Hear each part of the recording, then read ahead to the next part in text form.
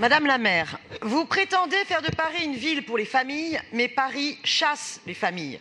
Les écoles se vident, car Paris se vide de ses habitants, et notamment des familles avec enfants. Voilà l'élément frappant de cette rentrée.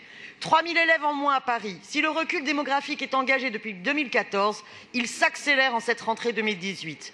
Une dizaine d'écoles ont fermé leurs portes. Un déclin que l'on imaginait réservé aux campagnes. Se loger à Paris est trop cher. La spéculation immobilière et l'emprise des plateformes type Airbnb ont accaparé la ville aux investisseurs et aux touristes. Depuis 2010, le prix moyen du mètre carré est ainsi passé de 6 000 à plus de 9 000 euros. Les 3 dernières mandatures ont échoué à enrayer l'exode social, faisant peu à peu de Paris une friche du libéralisme. Concernant maintenant les autres points de cette rentrée, puisque j'ai très peu de temps, concernant l'accessibilité, vous annoncez les travaux, mais à quand 100% des écoles en accessibilité? Avec 27% des écoles et 31% des écoles accessibles, le retard de Paris est criant. Je présente un vœu pour améliorer le statut et la rémunération des auxiliaires de vie scolaire et contribuer à faciliter leur recrutement, car plus de 700 élèves en situation de handicap n'en ont pas en cette rentrée. Aussi, je souhaite que la mairie interpelle le rectorat pour que de nouvelles ULIS soient créées pour répondre aux besoins.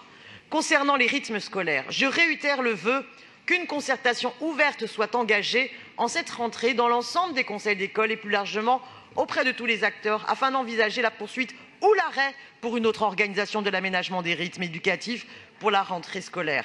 L'intersyndicale d'ailleurs du premier degré va manifester sur cette question ce mercredi. Dernier vœu que je défends est en faveur de la scolarisation inconditionnelle des jeunes isolés étrangers.